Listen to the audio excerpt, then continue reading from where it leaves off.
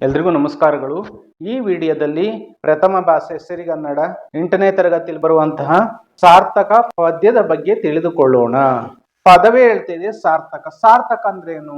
ನಾವು ಯಾವುದೇ ಕೆಲಸವನ್ನು ಮಾಡಿದಾಗ ಅದರಲ್ಲಿ ಸಫಲತೆಯನ್ನ ಪಡೆಯಬೇಕು. ಸಾರ್ಥಕ ಅಂದ್ರೆ ಸಫಲತೆಯನ್ನ ಪಡೆಯಬೇಕು.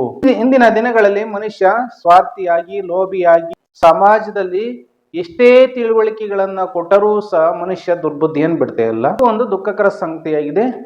ಹಾಗಾದ್ರೆ ಮನುಷ್ಯ ಹುಟ್ಟಿದ ಮೇಲೆ ಮರವಾಗಿ ಬಿದ್ದು ಸಾಯಬಾರ್ದು. ಅವನೇನಾದ್ರೂ ಸಹ ಸಾಧಿಸಿ ಸಾರ್ಥಕತೆಯನ್ನ ಪಡೆಯಬೇಕು ಅನ್ನುವುದೇ ಈ ಪದ್ಯದ ಆಶಯವಾಗಿದೆ. ನಾವು ಇವತ್ತು ಇದೀವಿ, ನಾಳೆ ಉಳ್ಕೊಳೋದಿಲ್ಲ, ಶಾಶ್ವತ ಅಲ್ಲ. ಆದ್ರಿಂದ ಏನಾದ್ರೂ ಸಹ ಸಾಧನೆಯನ್ನ ಮಾಡಬೇಕು, ಸಾಧಿಸ್ಬೇಕು ಅನ್ನೋದೇ ಈ ಪೂರಕ ಪದ್ಯದ ಆಶಯವಾಗಿದೆ. ಈ ಸಾರ್ಥಕ ಪದ್ಯವನ್ನು ಬರೆದಂತವರು ದಿನಕರ ದೇಸಾಯಿ. ಮೊದಲಿಗೆ ಕೃತಿಕಾರರ ಪರಿಚಯವನ್ನು ತಿಳಿದುಕೊಳ್ಳೋಣ. ದಯವಿಟ್ಟು ನಮ್ಮ ಯೂಟ್ಯೂಬ್ ಚಾನೆಲ್ ನ ಸಬ್ಸ್ಕ್ರೈಬ್ ಮಾಡ್ಕೊಳ್ಳಿ. ಸಾರ್ಥಕ ಪದ್ಯವನ್ನು ಬರೆದವರು ದಿನಕರ ದೇಸಾಯಿ, ಚುಟುಕ ಬ್ರಹ್ಮ ಅಂತಲೂ ಸಹ ಕರೀತಾರೆ. ಕೃತಿಕಾರರ ಪರಿಚಯ.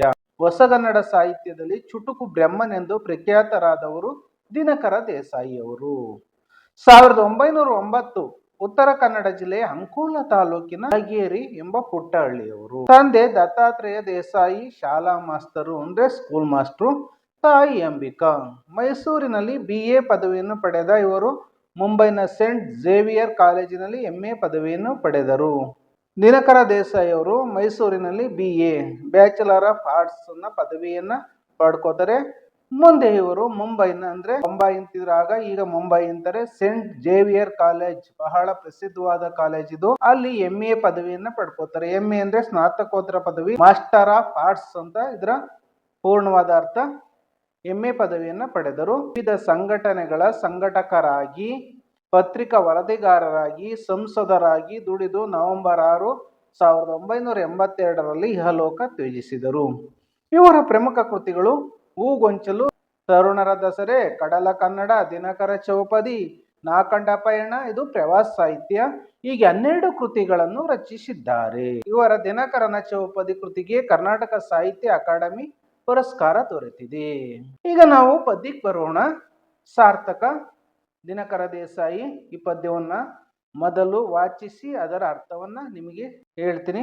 ನನ್ನ ದೇಹ ಬೂದಿ ಗಾಳಿಯಲ್ಲಿ ತೋರಿಬಿಡಿ, ನನ್ನ ದೇಹ ಬೂದಿ ಗಾಳಿಯಲ್ಲಿ ತೋರಿಬಿಡಿ, ಹೋಗಿ ಬೀಳಲಿ ಭತ್ತ ಬೆಳೆಯುವಲ್ಲಿ, ಹೋಗಿ ಬೀಳಲಿ ಭತ್ತ ಬೆಳೆಯುವಲ್ಲಿ, ಬೂದಿ ಗೊಬ್ಬರದ ತೆನೆಯೊಂದು ನೆಗೆದು ಬರೆ, ಬೂದಿ ಗೊಬ್ಬರದ ತೆನೆಯೊಂದು ನೆಗೆದು ಬರೆ, ಧನ್ಯವಾಯಿತು ಹುಟ್ಟು ಸಾವಿನಲಿ, ಧನ್ಯವಾಯಿತು ಹುಟ್ಟು ಸಾವಿನಲಿ, ನನ್ನ ದೇಹದ ಬೂದಿ ಹೊಳೆಯಲ್ಲಿ ಹರಿಯಬಿಡಿ, ನನ್ನ ದೇಹದ ಬೂದಿ ಹೊಳೆಯಲ್ಲಿ ಹರಿಯಬಿಡಿ, ತೇಲಿ ಬೀಳಲಿ ಮೀನ ಬಾಯಿಯಲ್ಲಿ, ತೇಲಿ ಬೀಳಲಿ ಮೀನ ಬಾಯಿಯಲ್ಲಿ, ಮುಷ್ಟಿ ಬೂದಿಯ ತಿಂದು ಪುಷ್ಟವಾಗಲು, ಮುಷ್ಟಿ ಬೂದಿಯ ತಿಂದು ಪುಷ್ಟವಾಗಲು ಮೀನು, ಧನ್ಯವಾಯಿತು ಹುಟ್ಟು ಸಾವಿನಲಿ, ಧನ್ಯವಾಯಿತು ಹುಟ್ಟು ಸಾವಿನಲಿ, ನನ್ನ ದೇಹದ ಬೂದಿ ಕೊಳದಲ್ಲಿ ಬೀಗಿ ಬಿಡಿ, ನನ್ನ ದೇಹದ ಬೂದಿ ಕೊಳದಲ್ಲಿ ಬೀಗಿ ಬಿಡಿ, ತಾವರೆ ದಿನವೂ ಹರಳುವಲ್ಲಿ, ತಾವರೆಯು ದಿನ ದಿನವೂ ಹರಳುವಲ್ಲಿ, ಬೂದಿ ಕೆಸರನ್ನು ಕೂಡಿ ಹೊಸ ಪಂಕಜವು ಮೂಡೆ,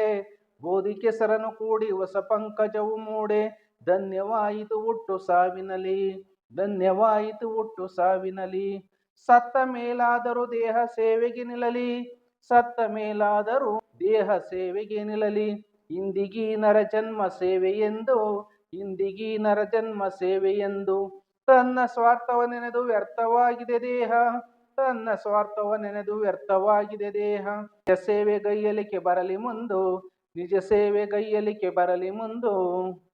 ಬಂಧುಗಳೇ, ಸ್ನೇಹಿತರೆ, ವಿದ್ಯಾರ್ಥಿ ಮಿತ್ರರೇ, ಈಗ ಈ ಪದ್ಯದ ಅರ್ಥವನ್ನ ತಿಳಿದುಕೊಳ್ಳೋಣ. ಸಾರ್ಥಕ ಅಂದ್ರೆ ಸಫಲತೆ ಅಂತ. ನಾವು ಸಾಫಲ್ಯತೆಯನ್ನ ಕಂಡ್ಕೋಬೇಕು ಅಂತ ಇಲ್ಲಿ ದಿನಕರ ದೇಸಾಯಿ ಕವಿ ಹೇಳ್ತಾ ಇದ್ದಾರೆ. ಮೊದಲಿಗೆ ಪದ್ಯದ ಅರ್ಥವನ್ನ ತಿಳಿದುಕೊಳ್ಳೋಣ. ನನ್ನ ದೇಹದ ಬೂದಿ ಗಾಳಿಯಲ್ಲಿ ತೋರಿಬಿಡಿ. ಇಲ್ಲಿ ಕವಿ ದಿನಕರ ದೇಸಾಯಿ ಅವರು ಹೇಳ್ತಾ ಇದ್ದಾರೆ, ನಾನು ಸತ್ತ ಮೇಲೆ, ನಾನು ನಿಧನ ಹೊಂದಿದ ಮೇಲೆ ನನ್ನ ಬೂದಿ, ನನ್ನ ಸುಟ್ಟಿರುವಂತ ಶವದ ಬೂದಿಯನ್ನ ಗಾಳಿಯಲ್ಲಿ ತೂರಿಬಿಡಿ, ಗಾಳಿಯಲ್ಲಿ ತೂರ್ಬಿಡಿ, ಗಾಳಿಯಲ್ಲಿ ತೂರ್ಬಿಡಿ, ಹೋಗಿ ಬೀಳಲಿ ಭತ್ತ ಬೆಳೆಯುವಲ್ಲಿ. ಆ ಬೂದಿ ಗಾಳಿಯಲ್ಲಿ ತೂರಿಬಿಟ್ಟಾಗ ಭತ್ತ ಬೆಳೆಯುವಂತ ಗದ್ದೆಗಳಲ್ಲಿ ಬಿದ್ದು ಭತ್ತ ಬೆಳೆಯಲಿ. ಯಾಕೆಂದ್ರೆ ಆ ಬೂದಿಯಿಂದ ಭತ್ತದ ಗದ್ದೆಗೆ ಉತ್ತಮವಾದ ಫಲವತ್ತಾದ ಗೊಬ್ಬರ ಸಿಗುತ್ತೆ. ಆದ್ರಿಂದ ಹೋಗಿ ಬೀಳಲಿ ಭತ್ತ ಬೆಳೆಯುವಲ್ಲಿ ನನ್ನ ಬೂದಿಯಿಂದ ಕವಿ ದಿನಕರ ದೇಸಾಯಿ ಅವರು ಹೇಳುತ್ತಿದ್ದಾರೆ. ಬೂದಿ ಗೊಬ್ಬರದಿಂದ ತೆನೆಯೊಂದು ನೆಗೆದು ಬರೆ ಧನ್ಯವಾಯಿತು ಹುಟ್ಟು ಸಾವಿನಲ್ಲಿ. ನೋಡಿ, ಆ ಬೂದಿ ಇದೆಯಲ್ಲ, ಗೊಬ್ಬರದಿಂದ ನನ್ನ ಶವವನ್ನು ಸುಟ್ಟು ಬೂದಿ ಆಗುತ್ತಲ್ಲ, ಆ ಬೂದಿ ಭತ್ತದ ಗದ್ದೆಗೆ ಬಿದ್ದಾಗ ಬೂದಿ ಗೊಬ್ಬರದಿಂದ ಭತ್ತದ ಗದ್ದೆಯಲ್ಲಿ ಭತ್ತದ ಸಸಿಯು ಉಲುಸಾಗಿ ಬೆಳೆದು ತೆನೆಯೊಂದು ನೆಗೆದು ಬರಲಿ, ಭತ್ತದ ತೆನೆ ನೆಗೆದು ಬರಲಿ, ಚೆನ್ನಾಗಿ ಮೂಡಿ ಬರಲಿ ಅಂತ. ನೆಗೆದು ಬರಲಿ ಅಂದ್ರೆ ಚೆನ್ನಾಗಿ ಮೂಡಿ ಬರಲಿ, ಚೆನ್ನಾಗಿ ಬರಲಿ ಅಂತ ಇದರ ಅರ್ಥ. ಧನ್ಯವಾಯಿತು, ನನ್ನ ಜನ್ಮ ಧನ್ಯವಾಯಿತು ಹುಟ್ಟು ಸಾವಿನಲ್ಲಿ. ಹುಟ್ಟುವುದು ಮತ್ತು ಸಾವಿನಲ್ಲೂ ಸಹ ಧನ್ಯವಾಯಿತು ನನ್ನ ಜೀವ ಇಲ್ಲಿ ಸಾರ್ಥಕತೆಯನ್ನು ಪಡೆಯಲಿ ಅಂತ ಕವಿ ಹೇಳ್ತಿದ್ದಾರೆ. ಇದರ ಅರ್ಥ, ನಾನು ಸತ್ತಾಗ, ನಾನು ನಿಧನ ಹೊಂದಿದಾಗ ನನ್ನ ದೇಹದ ಬೂದಿಯನ್ನು ಗಾಳಿಯಲ್ಲಿ ತೂರಿಬಿಡಿ, ಆ ಬೂದಿ ಭತ್ತದ ಗದ್ದೆಯಲ್ಲಿ ಬಿದ್ದು ಭತ್ತದ ಸಸಿಯು ಉಲುಸಾಗಿ ಬೆಳೆದು ಉತ್ತಮವಾದ ಇಳುವರಿಯ ಭತ್ತದ ತೆನೆಯು ಆಚೆ ಬರಲಿ, ನನ್ನ ಜೀವ ಧನ್ಯವಾಯಿತು ಹುಟ್ಟು ಸಾವಿನಲ್ಲಿ ಅಂತ ಕವಿ ಹೇಳ್ತಿದ್ದಾರೆ. ಮುಂದಿನ ಪದ್ಯ, ನನ್ನ ದೇಹದ ಬೂದಿ ಹೊಳೆಯಲ್ಲಿ ಹರಿಯಬಿಡಿ. ಕವಿ ಮುಂದುವರೆದು ಹೇಳ್ತಾ ಇದ್ದಾರೆ, ನಾನು ಸತ್ತ ನಂತರ ನನ್ನನ್ನು ಸುಟ್ಟ ಹಾಗ ಬರುತ್ತಲ್ಲ ಆ ಬೂದಿ, ನನ್ನ ದೇಹದ ಬೂದಿ, ಆ ಬೂದಿಯನ್ನ ಹೊಳೆಯಲ್ಲಿ ಹರಿಯಬಿಡಿ, ನದಿಯಲ್ಲಿ ಹರಿಯಬಿಡಿ. ಕೆಲವು ಜನರು ಮನುಷ್ಯ ಸತ್ತಾಗ ಏನ್ ಮಾಡ್ತಾರಪ್ಪ ಅಂದ್ರೆ ಸುಡ್ತಾರೆ. ಆ ಸುಟ್ಟ ಅಂತ ಬೂದಿಯನ್ನ ಹೊಳೆಗಳಲ್ಲಿ ಬಿಡುವುದನ್ನು ನಾವು ಕಾಣ್ಬೋದಾಗಿದೆ. ಅದೇ ರೀತಿಯಲ್ಲಿ ಕವಿ ಹೇಳ್ತಾ ಇದ್ದಾರೆ, ನನ್ನ ದೇಹದ ಬೂದಿ ಹೊಳೆಯಲ್ಲಿ ಹರಿಯಬಿಡಿ, ತೇಲಿ ಬೀಳಲಿ. ಆ ಬೂದಿ ಹೊಳೆಯಲ್ಲಿ ತೇಲ್ಕೊಂಬರ್ಲಿ. ಅದನ್ನ ಯಾವ ತಿನ್ಲಿ? ಮೀನ ಬಾಯಿಯಲ್ಲಿ ತೇಲಿ ಬೀಳಲಿ, ಮೀನ ಬಾಯಿಯಲ್ಲಿ. ನನ್ನ ಬೂದಿಯು ಹೊಳೆಯಲ್ಲಿ ಹರಿದಾಗ ಹೊಳೆಯಲ್ಲಿರುವಂತಹ ಮೀನುಗಳೆಲ್ಲ ತಿನ್ನಲಿ. ಮುಷ್ಟಿ ಬೂದಿಯ ತಿಂದು ಪುಷ್ಟವಾಗಲು ಮೀನು ಧನ್ಯವಾಯಿತು ಹುಟ್ಟು ಸಾವಿನಲ್ಲಿ. ಇಲ್ಲಿ ಕವಿ ಹೇಳ್ತಿದ್ರೆ, ಮುಷ್ಟಿ ಅಂದ್ರೆ ನೋಡಿ ಹಿಂಗ್ ಇಟ್ಕೋತೀವಲ್ಲ, ಇದೇ ಮುಷ್ಟಿ. ಈ ಮುಷ್ಟಿ ಅಂದ್ರೆ ಇಡಿ ಅಂತ, ಹಿಡಿಯುವುದು ಅಂತ.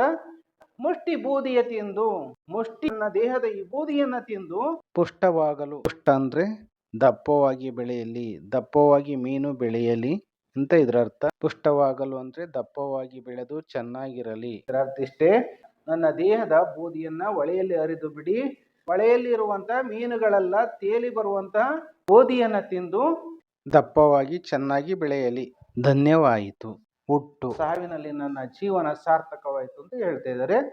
ಮುಂದಿನ ಪದ್ಯ, ನನ್ನ ದೇಹದ ಬೂದಿ ಕೊಳದಲ್ಲಿ ಬೀಗಿ ಬಿಡಿ, ತಾವರೆಯು ದಿನ ದಿನವೂ ಅರಳುವಲ್ಲಿ.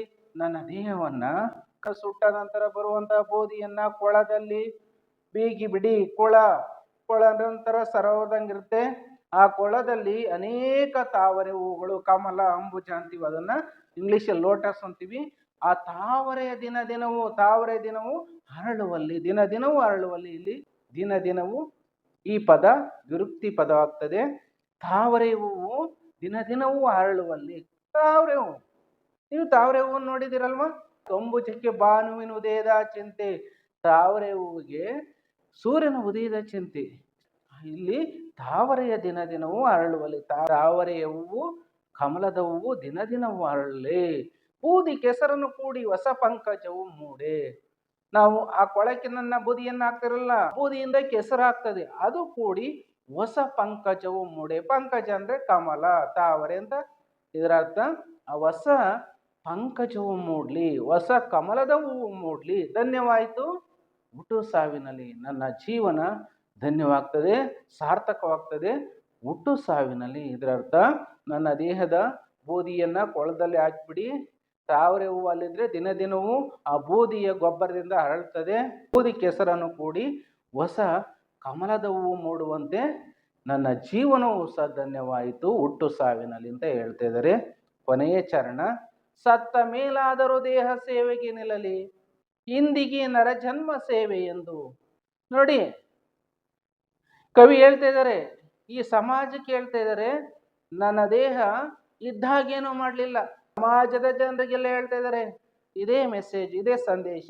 ನಾನು ಇದ್ದಾಗ ನನ್ನ ದೇಹ ಸಮಾಜಕ್ಕೆ ಉಪಯೋಗ ಆಗ್ಲಿಲ್ಲ, ಈಗಲಾದ್ರೂ ಸಹ, ಸತ್ತ ಮೇಲಾದ್ರೂ ಸಹ ನನ್ನ ದೇಹ ಸೇವೆಗೆ ನಿಲ್ಲಲಿ.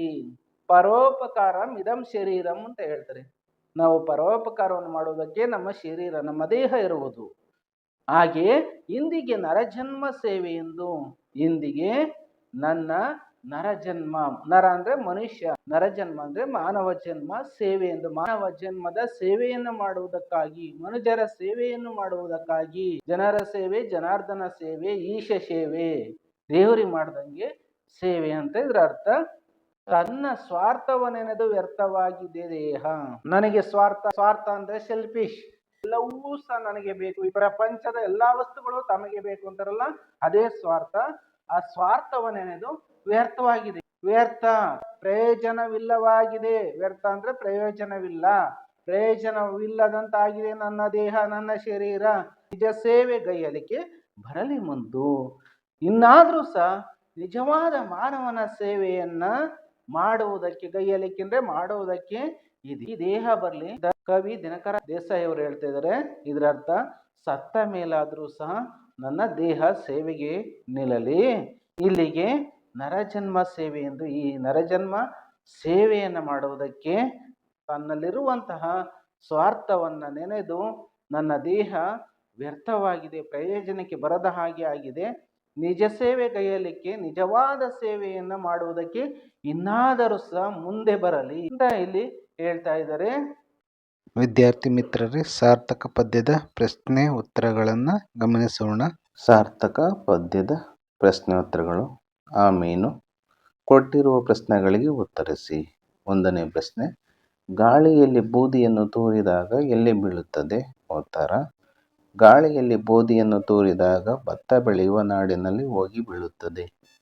2ನೇ ಪ್ರಶ್ನೆ, ಬೂದಿಯನ್ನು ಹೊಳೆಯಲ್ಲಿ ಎರಿಯಬಿಟ್ಟಾಗ ಯಾರಿಗೆ ಸಿಗುತ್ತದೆ? ಉತ್ತರ, ಬೂದಿಯನ್ನು ಹೊಳೆಯಲ್ಲಿ ಎರಿಯಬಿಟ್ಟಾಗ ಮೀನಿನ ಬಾಯಿಗೆ ಸಿಗುತ್ತದೆ. 3ನೇ ಪ್ರಶ್ನೆ, ದೇಹ ಏಕೆ ವ್ಯರ್ಥವಾಗಿದೆ? ಉತ್ತರ, ತನ್ನ ದೇಹ ಸ್ವಾರ್ಥವ ನೆನೆದು ವ್ಯರ್ಥವಾಗಿದೆ. 4ನೇ ಪ್ರಶ್ನೆ, ಬೂದಿಯನ್ನು ಕೊಳದಲ್ಲಿ ಬಿಡುವುದರಿಂದ ಬದುಕು ಧನ್ಯವಾಗುವುದು ಹೇಗೆ? ವಿವರಿಸಿ. ಉತ್ತರ, ನಮ್ಮ ಹೆಣದ ಬೂದಿಯನ್ನು ನೀರಿನಲ್ಲಿ ಬಿಡುವುದರಿಂದ ಅದು ಕೆಸರಿನೊಡನೆ ಕೂಡಿ ಫಲವತ್ತಾದ ಮಣ್ಣಾಗುತ್ತದೆ. ಅದರಲ್ಲಿ ಕಮಲ ಅರಳಿದಾಗ ನಾವು ಹುಟ್ಟು ಸಾವಿನಿಂದ ಮುಕ್ತರಾಗಿ ನಮ್ಮ ಬದುಕು ಧನ್ಯವಾಗುತ್ತದೆ. 5ನೇ ಪ್ರಶ್ನೆ, ಸಾರ್ಥಕ ಪದ್ಯದ ಯಾವ ಅಂಶಗಳನ್ನು ನೀವು ಮೆಚ್ಚುವಿರಿ? ಉತ್ತರ, ಮಾನವನು ತನ್ನ ಸ್ವಾರ್ಥ ಗುಣಗಳನ್ನು ತೊರೆದು ಪರೋಪಕಾರಿಯಾದಾಗ ಬದುಕು ಸಾರ್ಥಕ ಎಂಬ ಅಂಶವನ್ನು ನಾನು ಮೆಚ್ಚುತ್ತೇನೆ. ತಾವೆಲ್ಲರೂ ಈ ವಿಡಿಯೋವನ್ನು ಲೈಕ್ ಮಾಡಿ, ಕಮೆಂಟ್ ಮಾಡಿ ಹಾಗೂ ನಿಮ್ಮ ಗೆಳೆಯ ಗೆಳತಿಯರೊಂದಿಗೆ ಹಂಚಿಕೊಳ್ಳಿ. ನಮ್ಮ ಯೂಟ್ಯೂಬ್ ಚಾನಲ್ ಸಬ್ಸ್ಕ್ರೈಬ್ ಮಾಡಿಕೊಳ್ಳಿ. ಇದುವರೆಗೂ ಸಾವಕಾಶವಾಗಿ ಸಾರ್ಥಕ ಪದ್ಯವನ್ನು ಆಲಿಸಿದ್ದಕ್ಕಾಗಿ ತಮ್ಮೆಲ್ಲರಿಗೂ ಸಹ ತುಂಬ ಹೃದಯದ ಧನ್ಯವಾದಗಳು. ಲೋಕಾನಾಂ ಸರ್ವೇ ಜನ ಸುಖಿನೋ ಭವಂತು. ಎಲ್ಲರಿಗೂ ಸಹ ಒಳ್ಳೆಯದಾಗಲಿ.